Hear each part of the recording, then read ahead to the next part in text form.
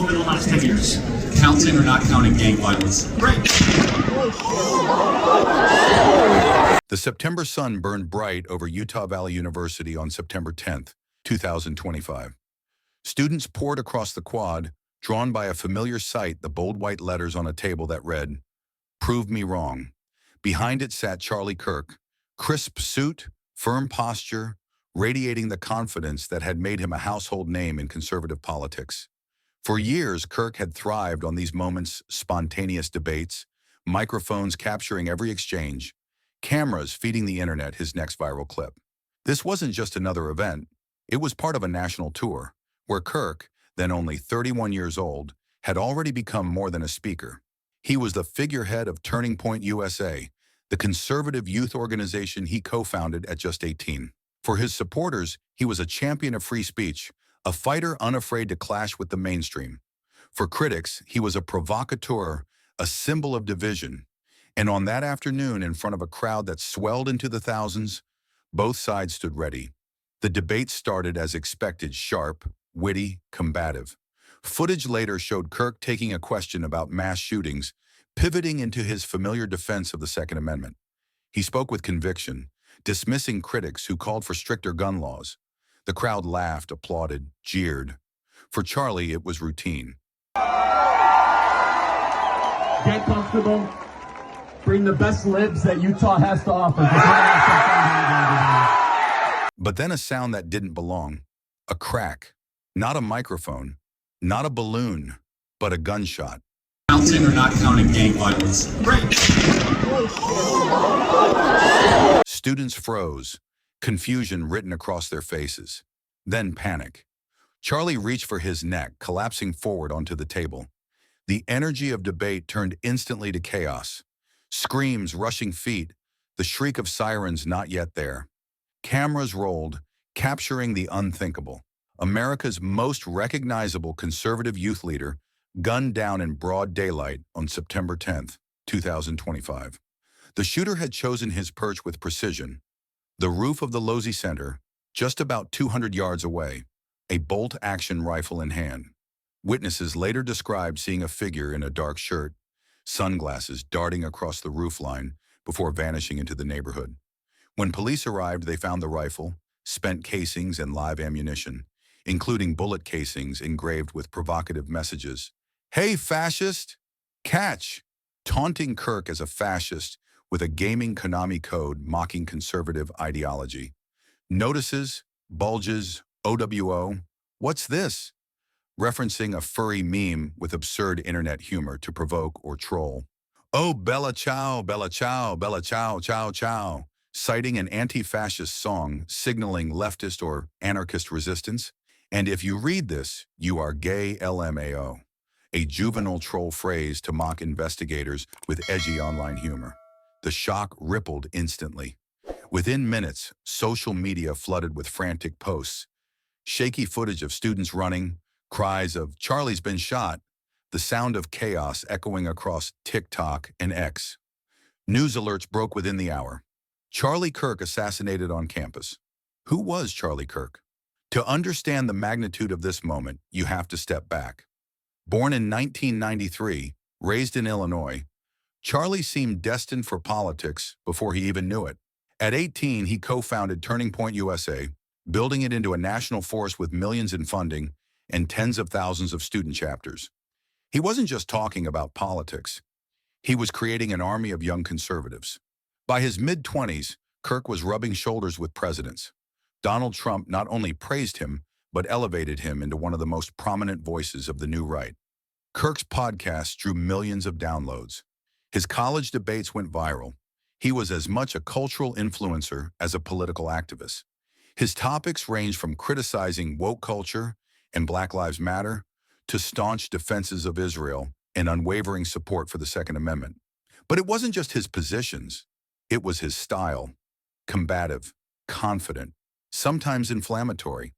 He called climate change alarmism, labeled trans rights as dangerous ideology, and dismissed systemic racism as a myth. Every line brought applause from his supporters and outrage from his critics. That polarity made him one of the most influential and controversial voices of his generation, which is why his death wasn't just the end of a life. It was the ignition of a firestorm. Utah's governor declared it a political assassination. Donald Trump raged that the left has demonized conservatives to the point of violence. Israeli Prime Minister Benjamin Netanyahu called Kirk a lion-hearted friend. Leaders around the world condemned the killing, but beneath the condolences lay a darker truth. America's divide had just turned bloody again. On September 11, 2025, Vice President J.D. Vance helped carry Kirk's casket onto Air Force Two, a symbolic gesture of mourning on a national stage. Investigators wasted no time. The rifle found abandoned bore engravings, the spent bullet casings, with messages that investigators believe point to ideological anger. Digital communications recovered from Discord and messages of Robinson's recent political engagement further suggest motive. Forensics also yielded surveillance footage matching a figure in dark clothing, shirt, sunglasses, fleeing across rooftop stairwells. A still image showed him entering the stairs around the Losi Center roof just before the shot. Thousands of tips poured in. On campus, trauma settled like a fog. Students described the surreal moment. 1 second, laughter. The next, silence and screams. Some had sat only feet away, their faces splattered with blood when Kirk fell.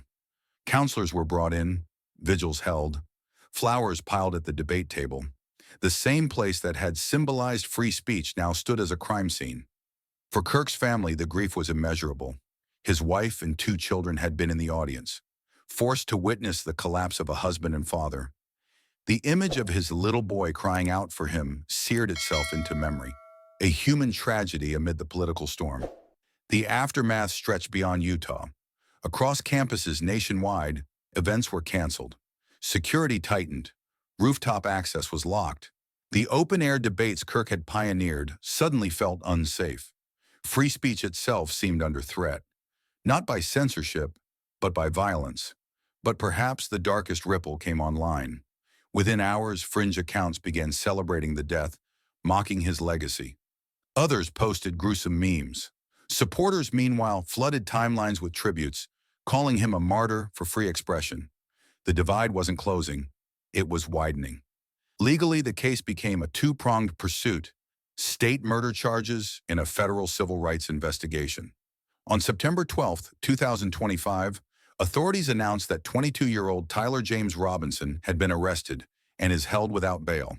He faces multiple state felonies, including aggravated murder, firearms charges, and obstruction. He is believed to have acted alone. His father and a family friend played a key role in turning him in after incriminating evidence and a confession or implication. Yet behind the legal chase loomed larger questions. Did the shooter act out of ideology? Was he radicalized online, drawn in by extremist rhetoric? Or was it mental illness, cloaked in the language of politics? Investigators uncovered writings, but their meanings were cryptic. Part manifesto, part incoherent rage. The engraving messages on bullets: "Hey, fascist! Catch!" Notices, bulges, OWO, "What's this?" "Oh, Bella Ciao, Bella Ciao, Bella Ciao, Ciao, Ciao." And if you read this, you are gay, LMAO, the Discord chats, the digital trail are being parsed. Forensic psychologists began analyzing patterns, searching for a motive that could explain the unthinkable. What's clear is that Charlie Kirk's assassination didn't happen in isolation. It was part of a rising trend of political violence in the United States, from the Capitol riots to the attack on Paul Pelosi, to increasing threats against public officials. America's polarization, once a matter of heated words, had turned into something far more dangerous. And yet Kirk's supporters argue that his death will not silence his message. Turning Point USA vowed to continue his mission, announcing scholarships in his name, rallies in his honor, and a digital archive of his speeches. To them, Kirk is not gone. He has become a martyr, his voice echoing louder than ever. But critics struggle with the complexity. They condemn the violence, yes, yet they also question Kirk's legacy, a man who thrived on provocation, who often dismissed the very risks that now claimed his life. Was he a prophet of free speech, or a casualty of his own divisive era? For the students who stood in that crowd, the memory will never fade. They didn't just witness a shooting. They saw democracy itself tested in real time. They saw what happens when words unchecked collide with rage and bullets. The question now is not only who pulled the trigger, but what it means for the future of public discourse. If a speaker as powerful as Charlie Kirk can be silenced in broad daylight, who is safe? If debates end in death, can free speech survive?